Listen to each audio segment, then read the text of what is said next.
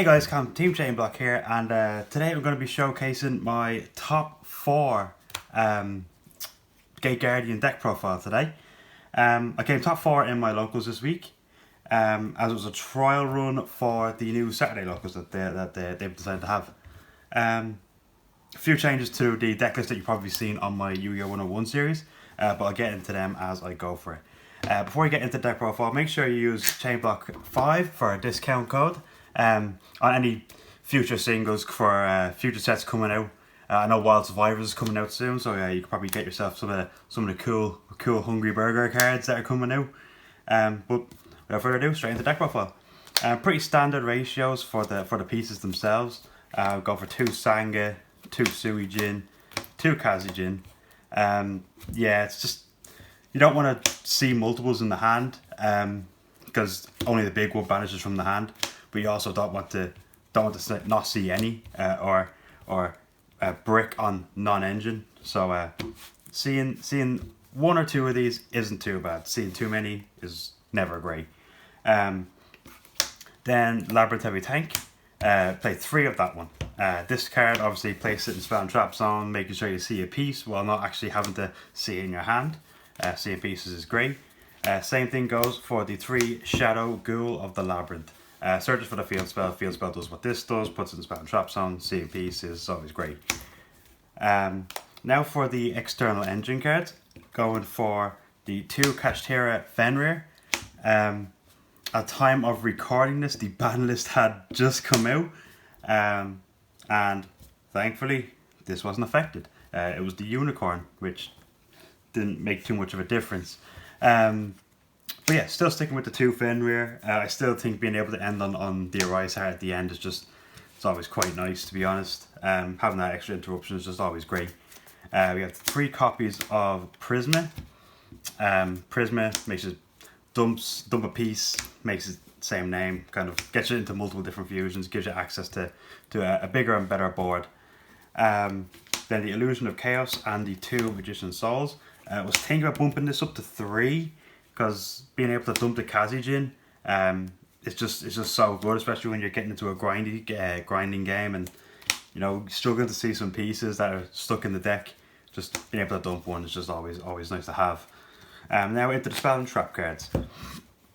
But yeah, for these monster lineup, I don't think they'll change too much besides maybe the 1 Souls added in.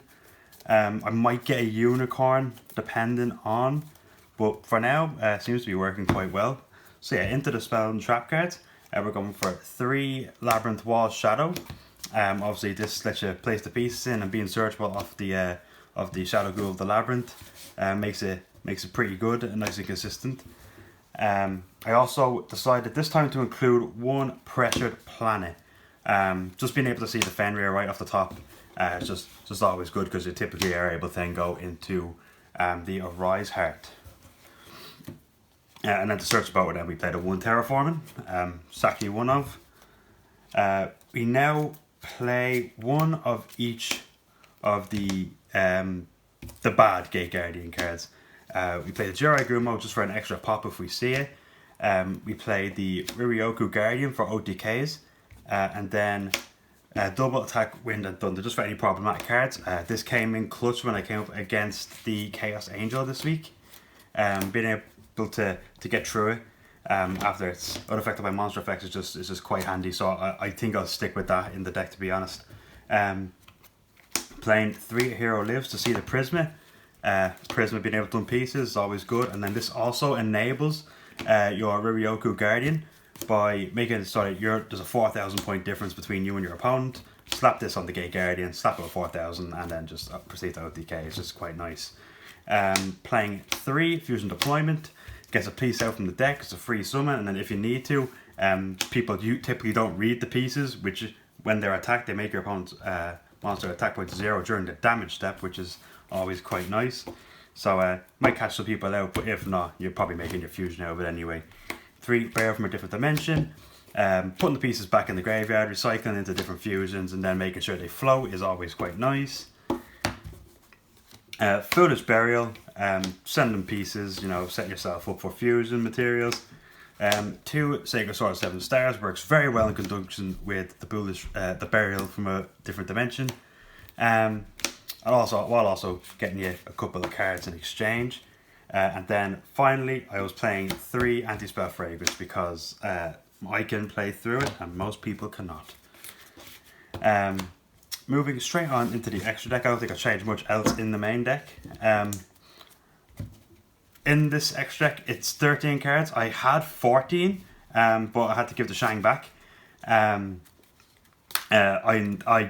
keep the 15th slot open just in case I see anything that might catch my interest in the future.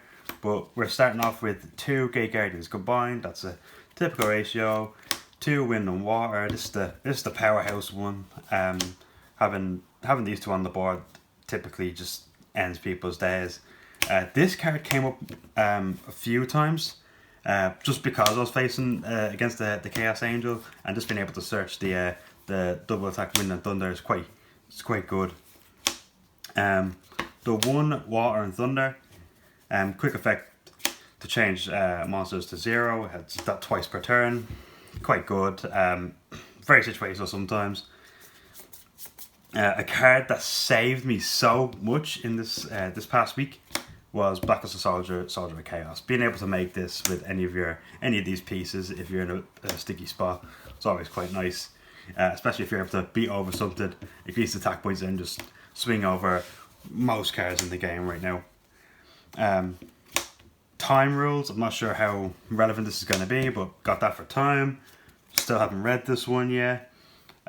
This was included because my 15th slot was going to be Zeus, but I lent my Zeus out to someone. I can't remember who it was, to be honest. But yeah, this is in here for Zeus. Number 11, Big Eye. Just taking your opponent's monsters is quite good. The Arise Heart, and then I'd have the Shang and the Zeus as well. That's it for the extra deck.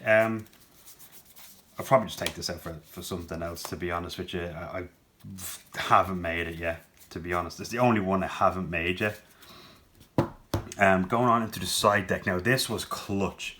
Coming up against a few different decks. Came up against Ninja. And more surprisingly, I came up against Virtual World Tour Elements, which actually happened to be quite a difficult matchup for this deck to play around. But the star of the show this week was definitely my Raw Sphere mode.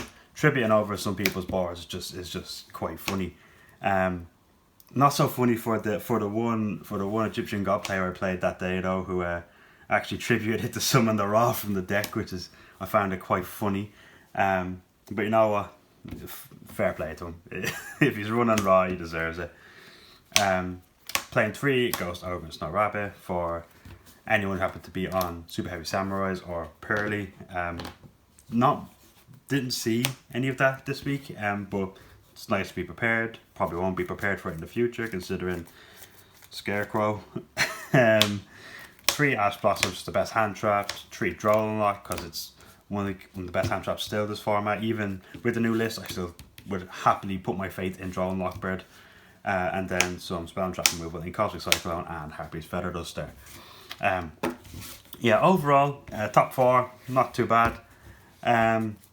Would I change anything given the new list? I might. If so, I'd probably update the list eventually. But working on a new deck at the moment. It'll be the new running deck for YuGiOh 101. But when I start cooking it, I'll let you guys know.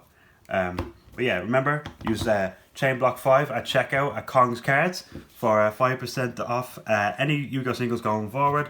Get those Wild Survivor cards in when you can, and make sure you like, subscribe, and peace.